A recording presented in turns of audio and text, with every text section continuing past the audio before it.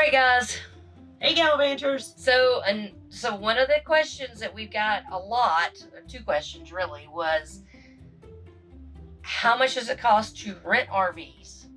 And how much does it cost? How much do campgrounds cost? Or campsites?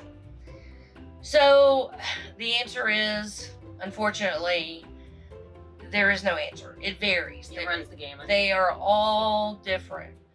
And a lot of it depends on, for both of those things, it depends on the size, the style, the time of year, and the amount of time you want to rent either a campsite for or an RV for. So, for the prices of renting one, they're going to follow kind of the way prices do for buying. So a trailer is going to be less expensive than, a Class C. And a Class A is going to be more expensive than a Class C. And, depending on options and all of those things, it can vary greatly. It varies greatly across all the different rental companies. And we'll have some links below to a couple of them that we're familiar with outside of the big ones that you're aware of, the nationwide ones. There's a lot of places that allow private RV owners to rent RVs to individuals. And the great thing about that is that it gives you a wider variety of styles to choose from. Those owners can set their own rates, and the availability of those may differ from what the big companies have depending on the season. So it really runs the gamut, and I'm just going to kind of read to you guys. For example, in the one we're in right now, which is a Class A, at its highest, it's $390 a night. And that is over a holiday weekend. And it requires a 3-night minimum. At its least expensive, which is from December till the 1st of December till the end of March, it's $255 a night. So, that's almost $140 difference per night. If you step down from that and you go to a Class C, the least expensive during December to March is $199 a night. The most expensive can be $360 a night for holidays. If you want to go to a trailer, it goes from $99 a night during low season to $160 a night for high season. These come with 100 miles per night included, 4 hours per night of generator use.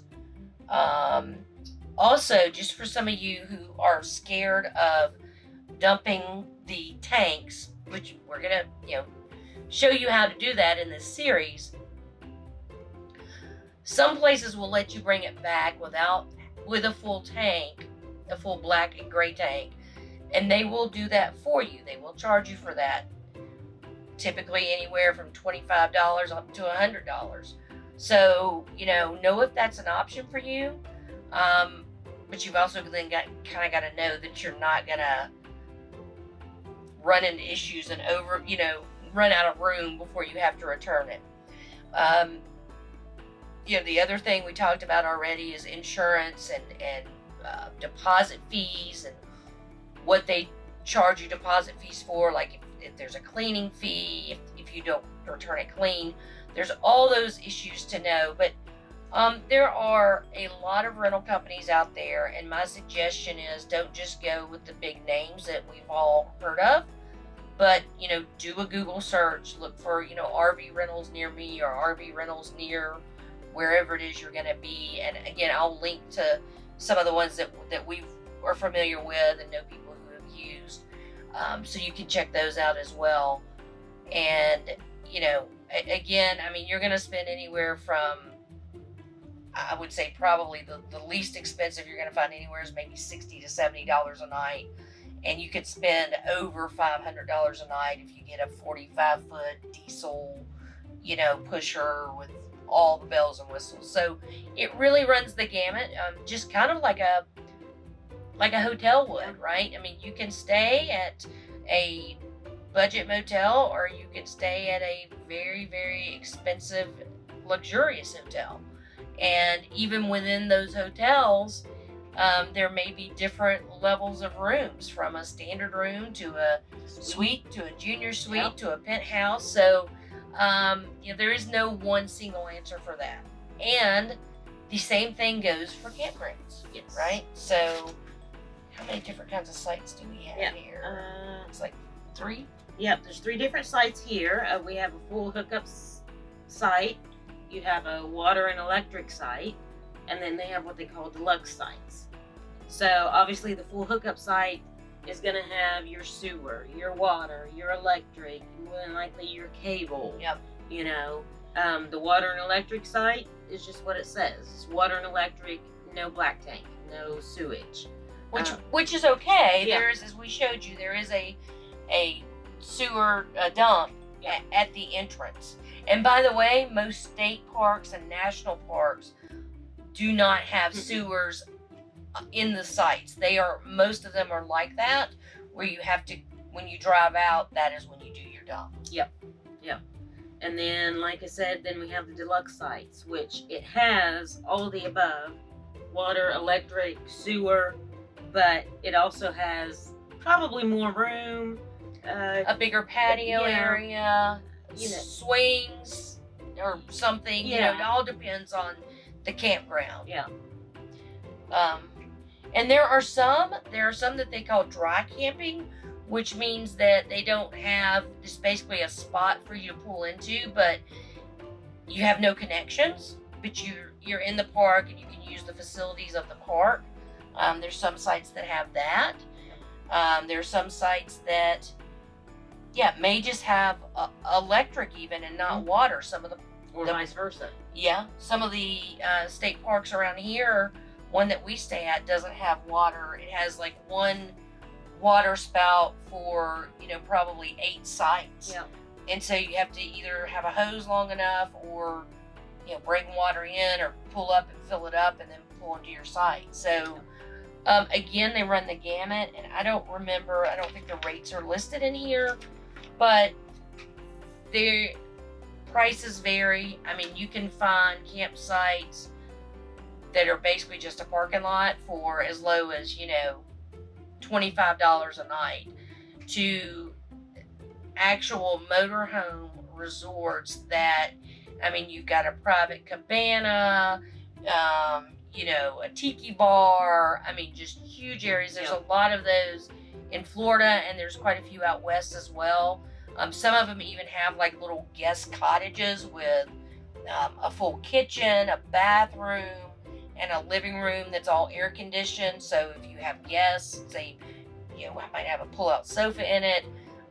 Some of those can cost $250, $300 or more a night, depending on time of year. So again, just like hotels, RV parks absolutely run the gamut. Yeah, it's all on what you need, what you want, and what you prefer.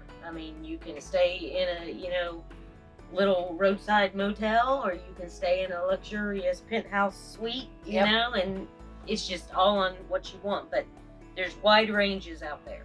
There are, and again, when we get to our app video, I can show you kind of how to sort through those based on the amenities you want. Some have pools, some don't. When we say some of them are just concrete slabs, literally, and was it Arizona or New Mexico?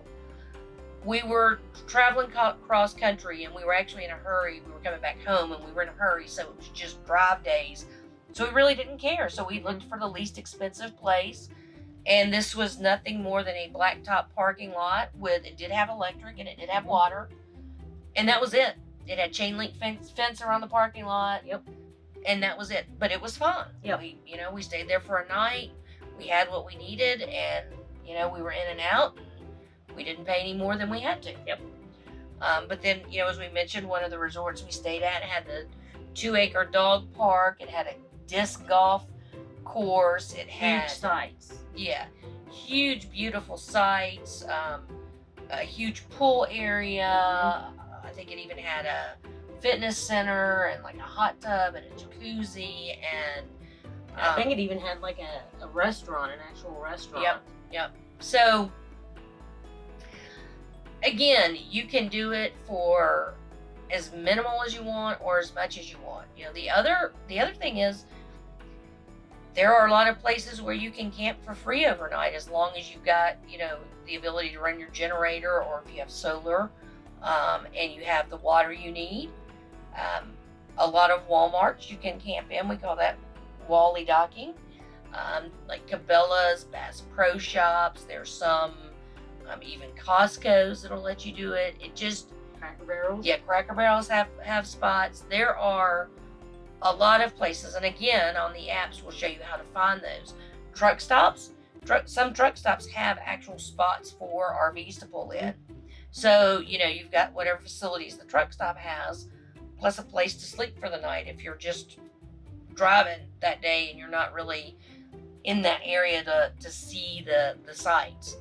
So, I mean, again, spend as little or as much as you want is really what it boils down to. If you want to camp on the government land, BLM land out west, some of that's completely free. Some of it requires a nominal fee for a permit that's good for sometimes a year, sometimes a month, sometimes 2 weeks. It all varies, but it's that would be pretty inexpensive to do it that way as well. So we hope that helps. I'm sorry that we don't have definitive answers, but you know, it's really up to you and your style of travel. Yep. So hopefully this answers your questions on costs. If you like this video, please give it a thumbs up. Don't forget to hit the subscribe button. And if you have any questions or comments, make sure and leave them in the comment section below. And just remember, until next time, Live your best life. Bye, y'all. See ya.